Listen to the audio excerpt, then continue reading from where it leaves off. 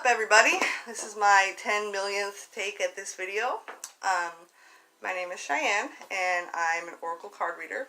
I also am super awkward and have high anxiety and don't like looking at myself on camera, and I am doing that right now. So bear with me. This is my first ever video ever, especially one that I am uploading and posting. This is also kind of the first time I've ever put my gifts out there for the world to see, and I've kind of been struggling with high anxiety and just a lot of emotional upheaval from the fear of vulnerability, I suppose would be the right word to say. Trying to do this video a million times, being a perfectionist and having 10 million takes and stopping and going and trying 10 million other technology devices and whatever. So now that we're going with it, we're just going to go for it. So I'm here today to bring some guidance for the week, just to bring some love and blessings and healing and help y'all to see how awesome you are too. So I'm doing a 3-card spread called the Week Ahead Spread. It will be one of the services I'm offering in my business, which I will have a link to my Facebook page if you would like to book a reading with me after you see what I can do here, which also has information on the various services I offer, so we won't get into that now. Anyway, back to this week, the reading for this week. So, new week, upcoming new year, lots of stuff going on, lots of stuff that just happened. So, I'll just get into it. The first card comes from the Guardian Angel Oracle deck by Doreen Virtue and Radley Valentine. Actually, all 3 of the decks that I'm using today are by Doreen Virtue and Radley Valentine. So, the first card is the 8 of Emotion. Can you see that? Alright. And it says, crap. Anyway, whoops. You feel a deep longing for something meaningful in your life. In your heart, you know that there's more out there waiting for you in this world. It may be time to switch careers, move to a new home or city, or initiate other important changes. Do what's right for you and seek out your magical new life. So this last year brought a lot of changes for us, a lot of cleansing in our energy systems, individually and, kind of collectively.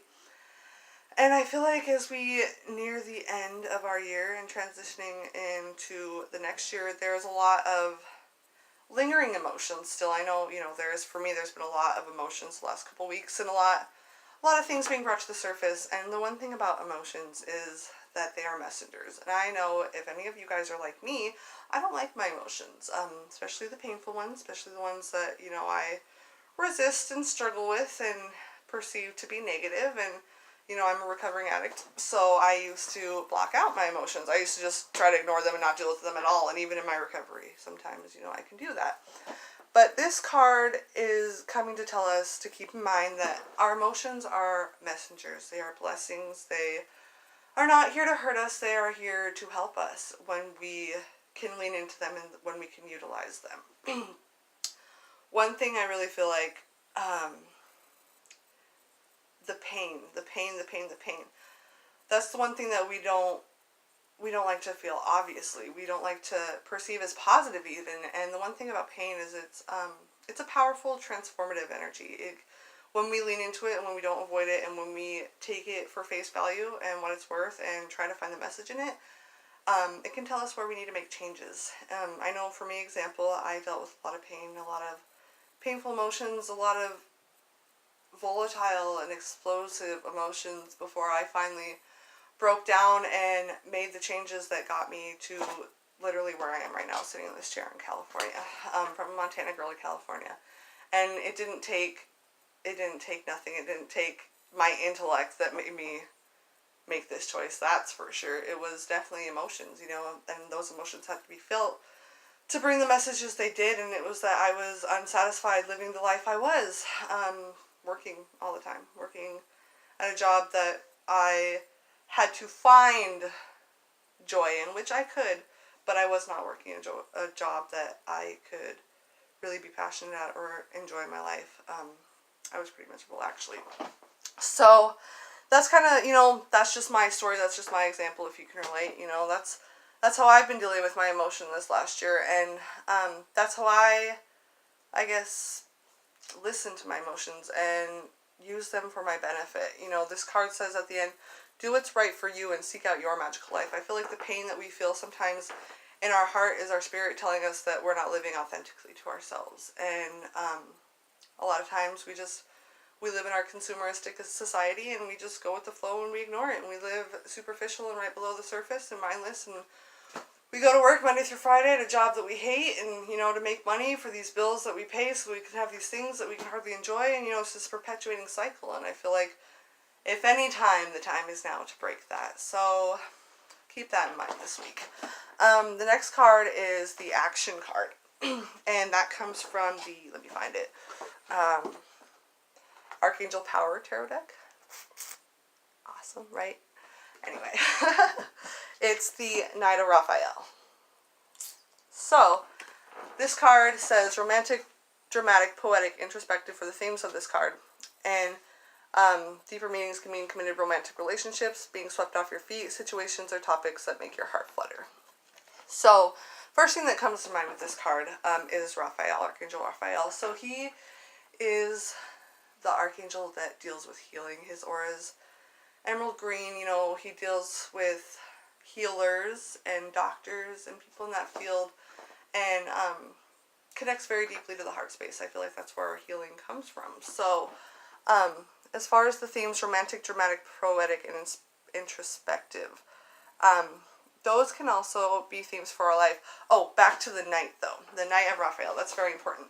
So, for a knight, I feel like what I see with a knight is like the thing, you think of with a knight is knight in shining armor, somebody to come and save you. And we have that kind of idea sometimes in life when we're living below the surface. Like, we're just waiting for something, someone, something else to come along and rescue us. And this card is, for one, a reminder that we are the ones that we are waiting for. And to, I guess, get what we need from ourselves, one way we can do that is by stepping into our heart space. And the bottom part, the deeper meanings for this card, the committed and romantic relationships. Not so much romantic, but committed and connective relationships. And being swept off your feet. One thing about life, when we're living from our heart space, when we're living from a place that we can enjoy it, is that life becomes beautiful again. It's like being a child, you can romanticize life, you can play, you can see things from a new perspective, and that's the action, I guess, we're being asked to take this week, is to step back into our heart space. Try to deal with that pain as we keep in mind, our emotions and all that stuff. Deal with that pain so we can step into that, so that we're not afraid, so that we're not avoiding, all these wounds that are festering and need to be healed, so that we can live and we can have true connective relationships, and we can have a romantic life with ourselves. We can fall in love with ourselves and fall in love with life and fall in love with the beauty of creation and the world and our creator and all of the divine and all of each other. Our world and everybody is so divided, and we live so consumed by meaningless things that we forget why we're even here. We're not created to work subconsciously 40 hours a week to make money for somebody else. That was not our purpose as human beings. That was not what we came here to do, at least not what I believe. So, as far as Raphael, if you're someone that, seeks divine angelic guidance or, help, I guess, Raphael is somebody to connect with and work with when you want to do healing. And, one way to be a healer is to heal yourself, even if you don't feel like you're qualified.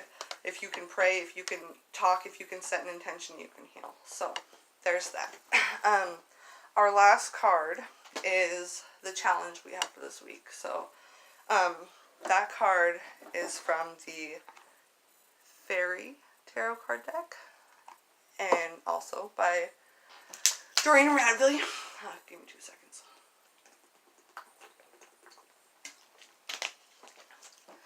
Anywho, so our challenge for this week is the ego. Surprise, surprise, right? So, you hear that whole saying all the time about how your ego is not your amigo. And I feel like that kind of has some false basis sometimes, because our ego is our sense of identity, right? It's how we separate ourselves from the collective in this world. It's how we have our uniqueness and our own personalities and all that stuff. That is the basis of the ego. The only time the ego becomes unhealthy is when the mind is unhealthy, right? That's when the ego gets out of whack, is when our mind isn't balanced and renewed. properly. So that's going to be our challenge this week, is learning how to work with the ego, not working against it, not avoiding it, not trying to trap it back down in its hole. It's learning to discipline the ego, because like this card says at the bottom, it says the illusion of being trapped, placing too much importance on material items, and getting caught up in fear and worry. So one thing about the beliefs in the ego, they're based in fear a lot.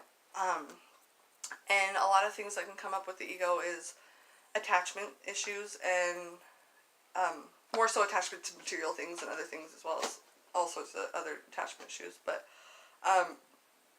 excuse me, as well as fear and worry.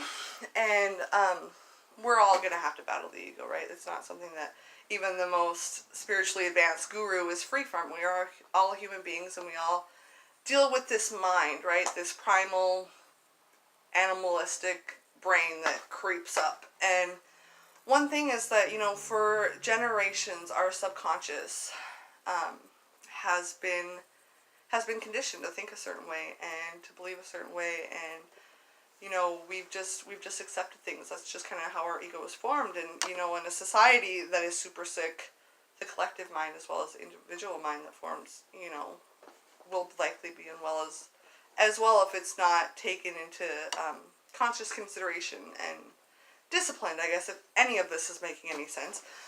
But that's the challenge this week, is to, you know, maneuver through the ego and to step out of the way. I know for me, I deal with my ego all the time. Literally right before I started this video, you know, my amazing lover that he is told me to get over myself, you know, and it's true. I had to get over myself. That's the part that was holding me back from being able to do this. And now look at me. We're almost at the end of the video. So, but that's the truth. You got to get over yourself a little bit to step out into collective connections and beauty and love and everything awesome that this world has to offer, and like true humanity